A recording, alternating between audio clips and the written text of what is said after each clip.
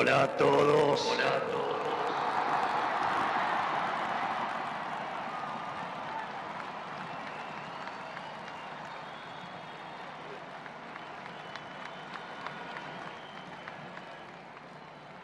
Señores ministros de la Corte, señores gobernadores, señores diputados y senadores nacionales, presidentes y dignatarios extranjeros, argentinos.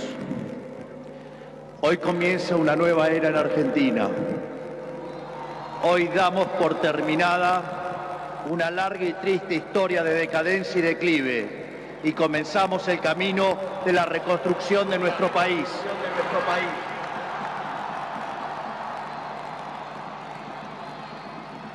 Los argentinos, de manera contundente, han expresado una voluntad de cambio que ya no tiene retorno. No hay vuelta atrás. Hoy enterramos décadas de fracaso, peleas intestinas y disputas sin sentido. Peleas que lo único que han logrado es destruir nuestro querido país y dejarnos en la ruina. Hoy comienza una nueva era en Argentina, una era de paz y prosperidad, una era de crecimiento y desarrollo, una era de libertad y progreso. Hace 200 años, un grupo de ciudadanos argentinos reunidos en San Miguel de Tucumán le dijeron al mundo que las Provincias Unidas del Río de la Plata no eran más una colonia española y que a partir de ese histórico momento seríamos una nación libre y soberana. Durante décadas nos enfrentamos en disputas internas acerca de cuál debía ser la forma institucional que nuestro país necesitaba. En 1853, luego de 40 años de haber declarado la independencia, bajo el auspicio de un pequeño grupo de jóvenes idealistas que hoy conocemos como la generación del 37, decidimos como pueblo abrazar las ideas de la libertad.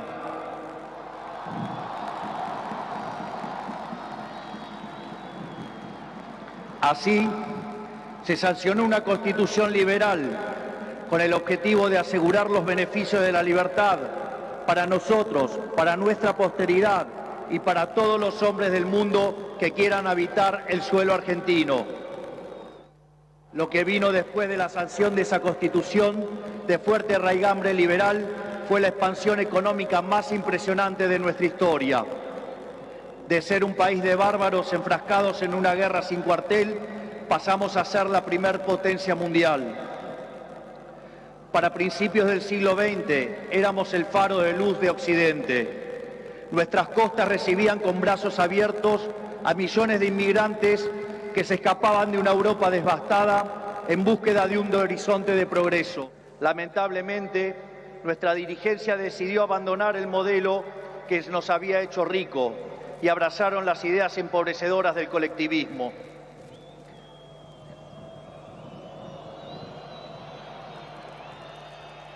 Durante más de 100 años, los políticos han insistido en defender un modelo que lo único que genera es pobreza, estancamiento y miseria. Un modelo que considera que los ciudadanos estamos para servir a la política y no que la política existe para servir a los ciudadanos.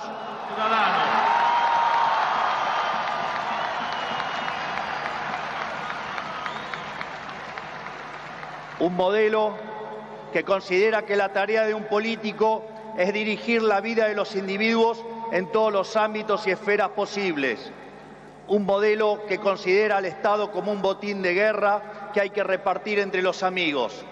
Señores, ese modelo ha fracasado. Ha fracasado en todo el mundo, pero en especial ha fracasado en nuestro país. Así como la caída del muro de Berlín marcó el final de una época trágica para el mundo, estas elecciones han marcado el punto de quiebre de nuestra historia.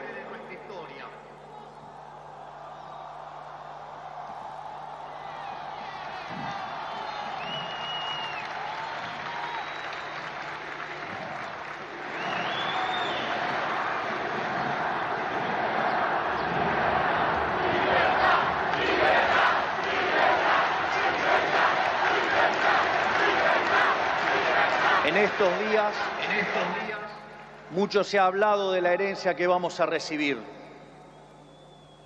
Dejen que sea muy claro en esto. Ningún gobierno ha recibido una herencia peor que la que estamos recibiendo nosotros.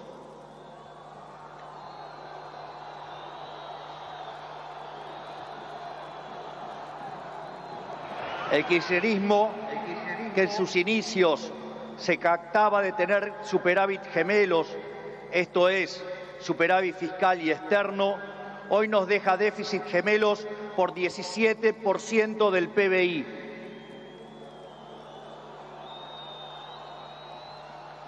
A su vez, de esos 17 puntos del PBI, 15 corresponden al déficit consolidado entre el Tesoro y el Banco Central.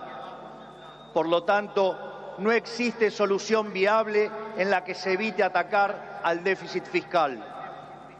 Al mismo tiempo, de esos 15 puntos de déficit fiscal, 5 corresponden al Tesoro Nacional y 10 al Banco Central, por lo que la solución implica, por un lado, un ajuste fiscal en el sector público nacional de 5 puntos del PBI, que a diferencia del pasado, caerá casi totalmente sobre el Estado y no sobre el sector privado.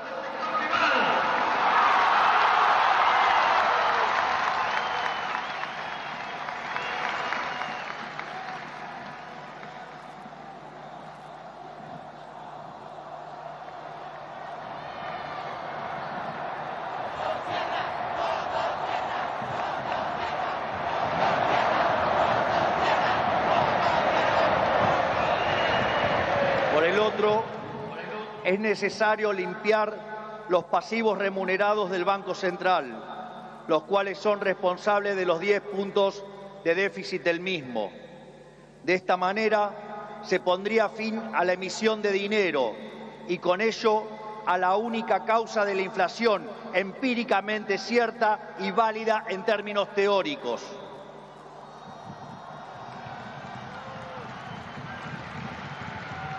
Sin embargo, dado que la política monetaria actúa con un rezago que oscila entre 18 a 24 meses, aun cuando hoy dejemos de emitir dinero, seguiremos pagando los costos del desmadre monetario del gobierno saliente. Haber emitido por 20 puntos del PBI, como se hizo en el gobierno saliente, no es gratis. Lo vamos a pagar en inflación.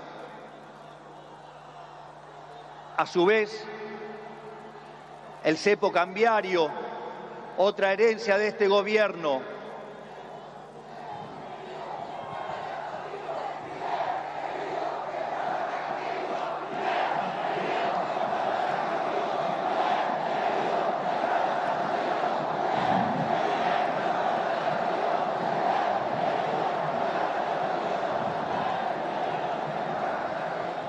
a su vez, el cepo cambiario, otra herencia de este gobierno, no solo constituye una pesadilla social y productiva, porque implica altas tasas de interés, bajo nivel de actividad, escaso nivel de empleo formal y salarios reales miserables que impulsan el aumento de pobres e indigentes, sino que además el sobrante de dinero en la economía hoy es el doble que había en la previa del Rodrigazo. Para tener una idea de lo que eso implica, recordemos que el Rodrigazo multiplicó por 6 veces la tasa de inflación, por lo que un evento similar significaría multiplicar la tasa de inflación por 12 veces. Y dado que la misma viene viajando a un ritmo del 300%, podríamos pasar a una tasa anual del 3.600. A su vez, tranquilos que no termina acá, la herencia sigue. A su vez, dada la situación de los pasivos remunerados del Banco Central, la cual es peor que la que había en la previa de la hiperinflación de Alfonsín, en muy poco tiempo se podría cuadruplicar la cantidad de dinero y con ello llevar a la inflación a niveles del 15.000% anual. Esta es la herencia que nos dejan, una inflación plantada del 15.000% anual, la cual vamos a luchar contra uñas y dientes para erradicarla.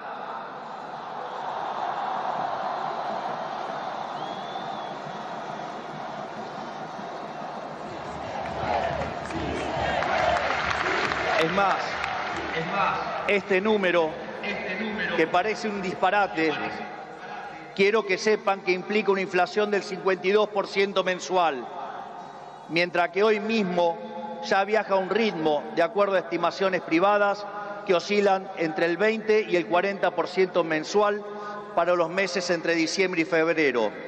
Esto es, el gobierno saliente nos ha dejado plantada una hiperinflación y es nuestra máxima prioridad hacer todos los esfuerzos posibles para evitar semejante catástrofe que llevaría a la pobreza por encima del 90% y la indigencia por encima del 50%. En consecuencia, no hay solución alternativa al ajuste. Por otra parte, la herencia no termina ahí, ya que los desequilibrios en tarifas son soles equiparables al desastre que dejó el kirchnerismo en el año 2015. En el plano cambiario, la brecha oscila entre el 150 y 200%, niveles también similares a los que teníamos en el Rodrigazo.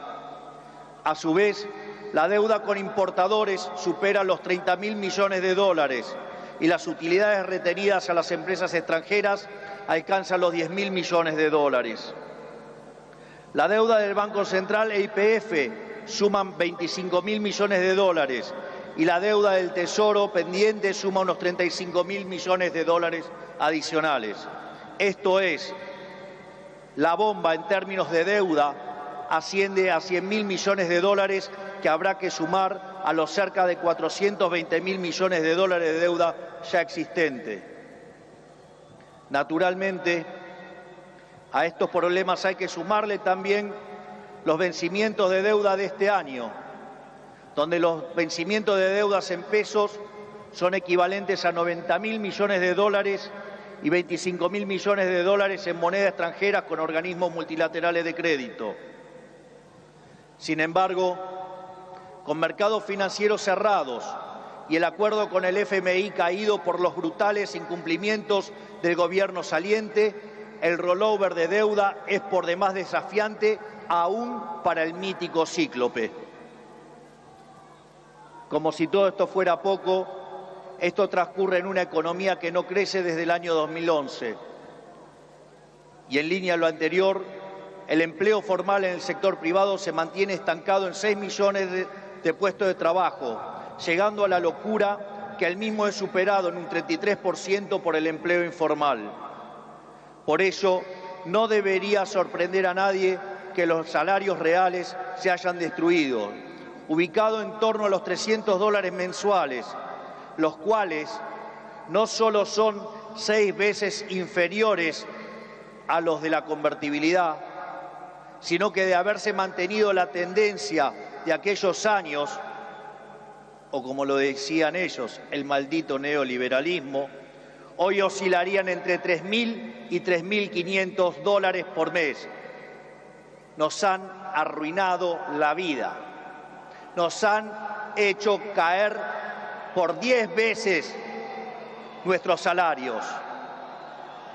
Por lo tanto, tampoco nos debería sorprender que el populismo nos esté dejando 45% de pobres y 10% de indigentes. Luego de dicho cuadro de situación, que a todas luces parece irremontable, debe quedar claro que no hay alternativa posible al ajuste. Tampoco hay lugar a la discusión entre shock y el gradualismo.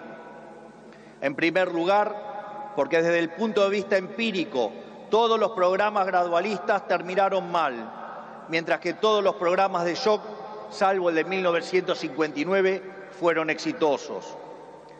En segundo lugar, porque desde el punto de vista teórico, si un país carece de reputación, como lamentablemente es el caso de Argentina, los empresarios no invertirán hasta que vean el ajuste fiscal, haciendo que el mismo sea recesivo.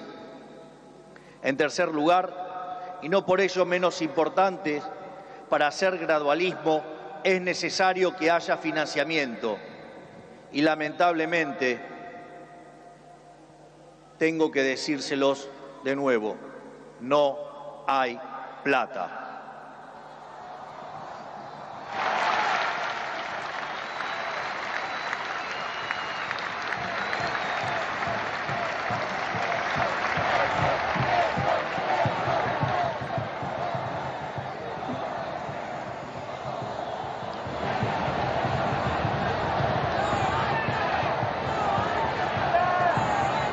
Por ende, la conclusión es que no hay alternativa al ajuste y no hay alternativa al shock.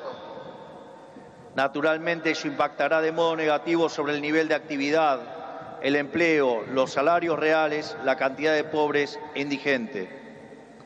Habrá esta inflación, es cierto, pero no es algo muy distinto a lo que ha pasado en los últimos 12 años.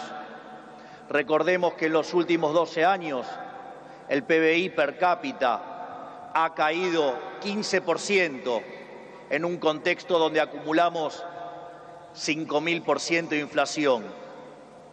Por lo tanto, hace más de una década que vivimos en esta inflación.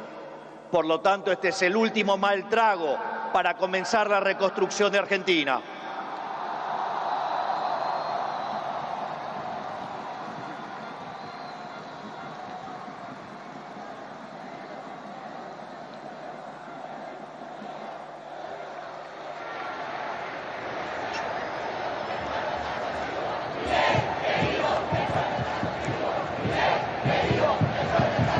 A su vez, luego del reacomodamiento macro que vamos a impulsar, el cual será menos doloroso cuanto mayor sea la caída del riesgo país y cuanto mejor sea nuestra contención desde el Ministerio de Capital Humano, la situación comenzará a mejorar. Esto es, habrá luz al final del camino.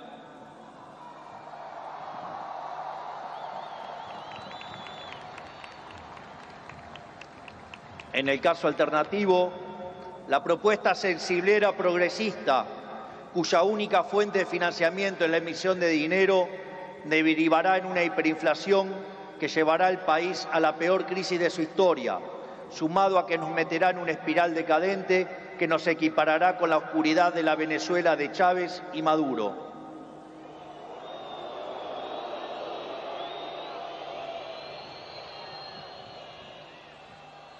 Por lo tanto, luego de semejante cuadro de situación, no pueden quedar dudas que la única oposición posible es el ajuste, un ajuste ordenado y que caiga con toda su fuerza sobre el Estado y no sobre el sector privado.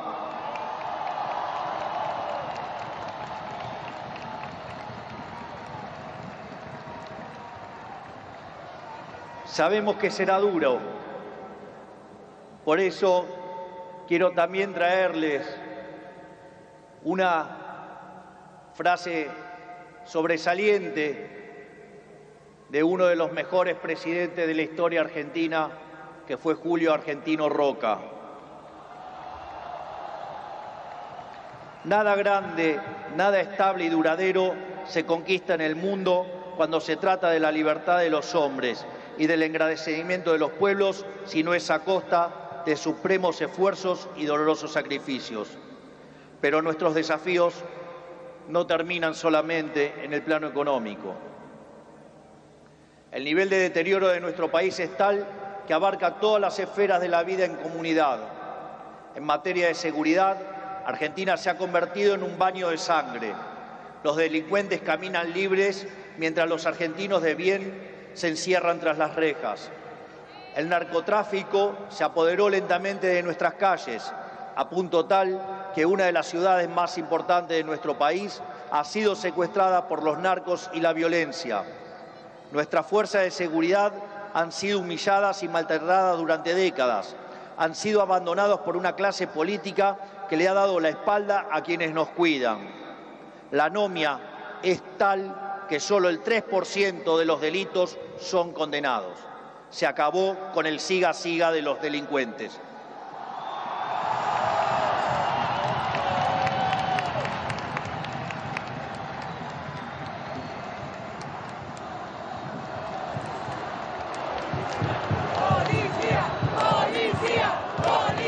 materia social, estamos recibiendo un país donde la mitad de la población es pobre, con el tejido social completamente roto. Más de 20 millones de argentinos no pueden vivir una vida digna porque son presos de un sistema que lo único que genera es más pobreza. Como dice el gran Jesús Huerta de Soto, los planes contra la pobreza generan más pobreza. La única forma de salir de la pobreza es con más libertad.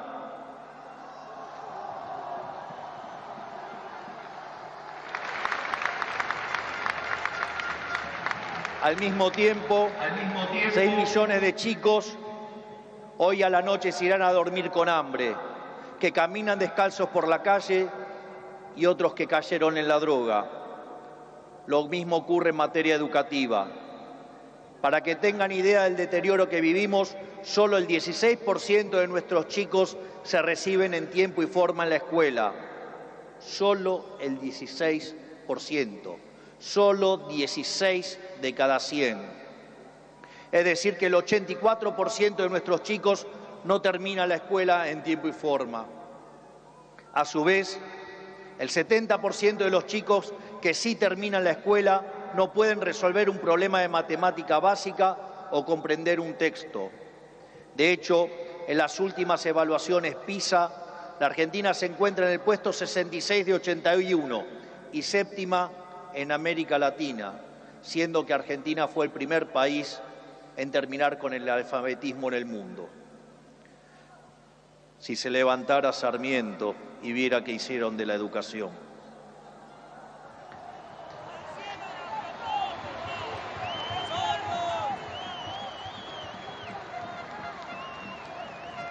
En materia de salud, el sistema se encuentra completamente colapsado.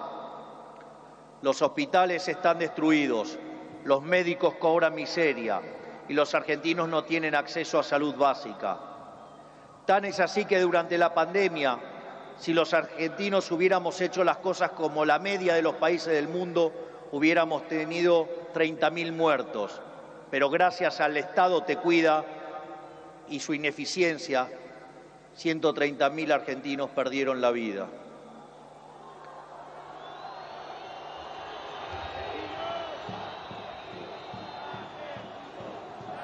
Ese es el estado presente del que los políticos tanto hablan, argumento que utilizan para justificar el aumento descomunal del gasto público que solo los beneficia a ellos. En todas las esferas, miren donde miren, la situación de la Argentina es de emergencia. Si miramos la infraestructura de nuestro país, la situación es la misma.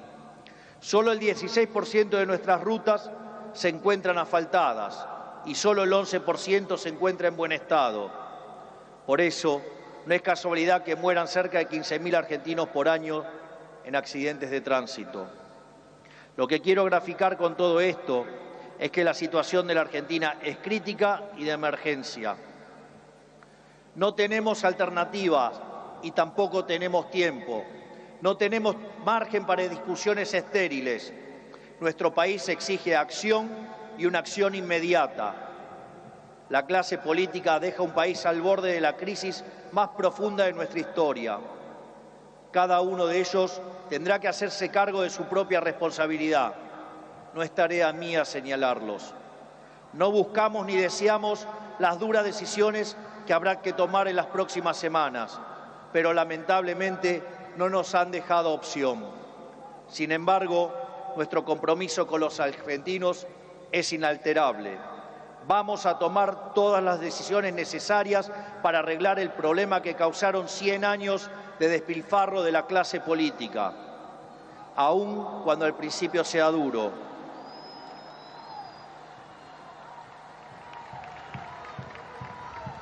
Sabemos que de corto plazo la situación empeorará, pero luego veremos los frutos de nuestro esfuerzo, habiendo creado las bases de un crecimiento sólido y sostenible en el tiempo. También sabemos que no todo está perdido. Los desafíos que tenemos son enormes, pero también lo es nuestra capacidad para superarlos. No va a ser fácil. 100 años de fracaso no se deshacen en un día. pero un día empieza y hoy es ese día.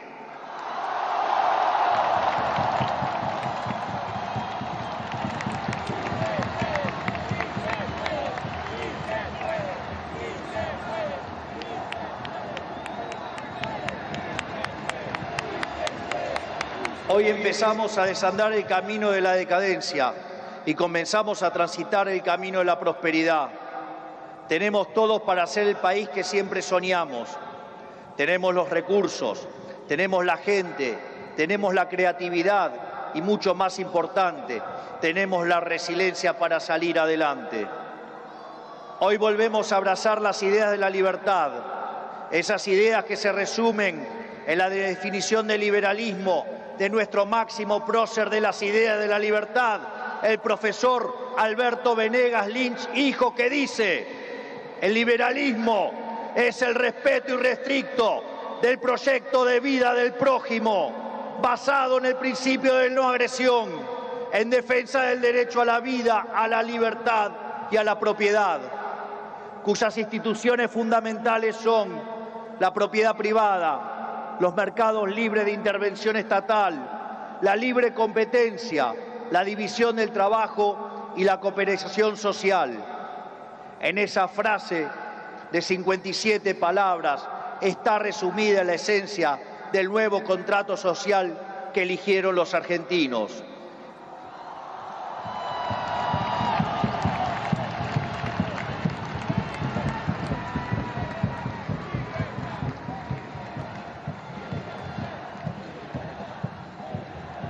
Este nuevo contrato social nos propone un país distinto, un país en el que el Estado no dirija nuestras vidas, sino que vele por nuestros derechos, un país en el que las hace, las paga.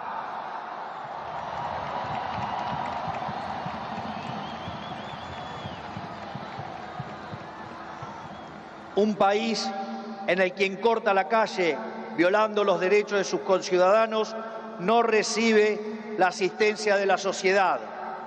Puesto en nuestros términos, el que corta no cobra.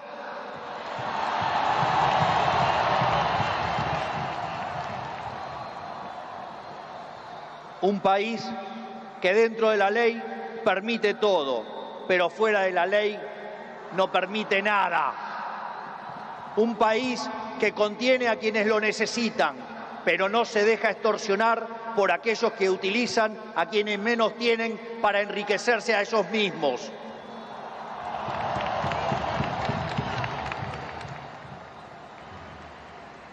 En cuanto a la clase política argentina, quiero decirles que no venimos a perseguir a nadie, no venimos a saldar viejas vendetas, ni a discutir espacio de poder. Nuestro proyecto no es un proyecto de poder, nuestro proyecto es un proyecto de país.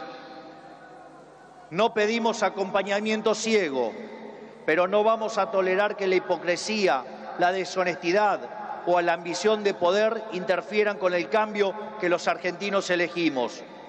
A todos aquellos dirigentes políticos, sindicales y empresariales que quieran sumarse a la nueva Argentina, los recibimos con los brazos abiertos.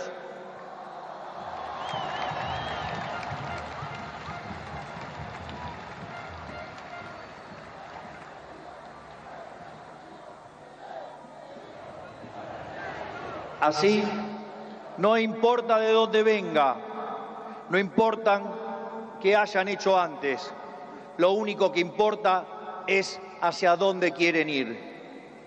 Aquellos que quieren utilizar la violencia o la extorsión para obstaculizar el cambio, les decimos que se van a encontrar con un presidente de convicciones inamovibles, que utilizará todos los resortes del Estado para avanzar en los cambios que nuestro país necesita.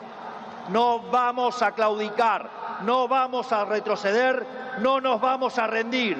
Vamos a avanzar con los cambios que el país necesita, porque estamos seguros que abrazar las ideas de la libertad es la única manera en la que podremos salir del pozo en el que nos han metido.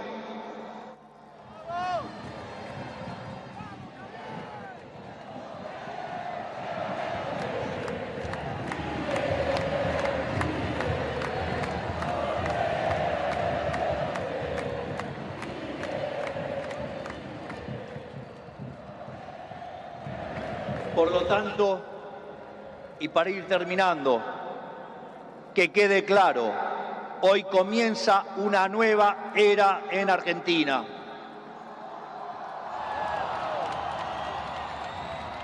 El desafío que tenemos por delante es titánico, pero la verdadera fortaleza de un pueblo se mide en cómo enfrenta los desafíos cuando se presentan.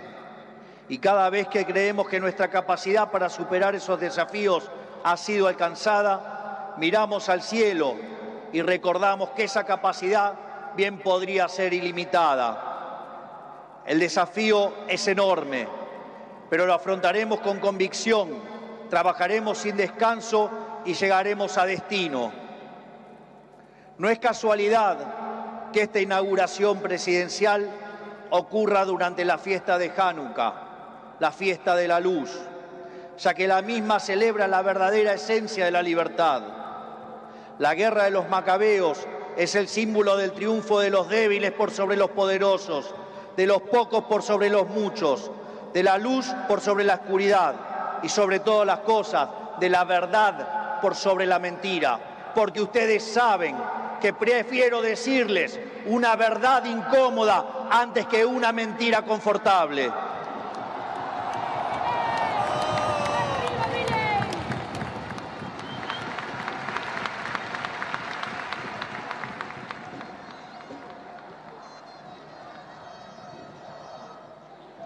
Estoy convencido de que vamos a salir adelante.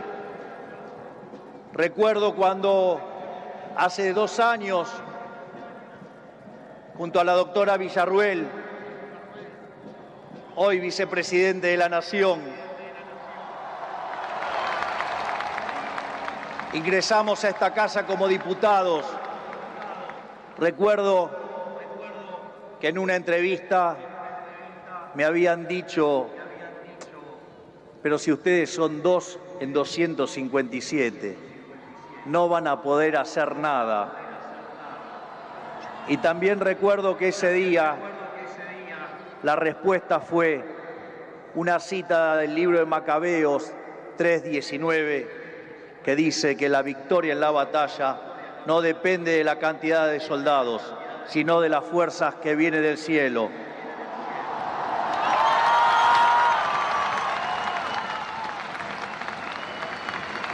Por lo tanto, Dios bendiga a los argentinos y que las fuerzas del cielo nos acompañen en este desafío. Muchas gracias. Será difícil, pero lo vamos a lograr. ¡Viva la libertad, carajo! ¡Viva la libertad, carajo! ¡Viva la libertad, carajo! Conforme a ponerse de pie que vamos a salir. Por el artículo 75 de la ley 26.522,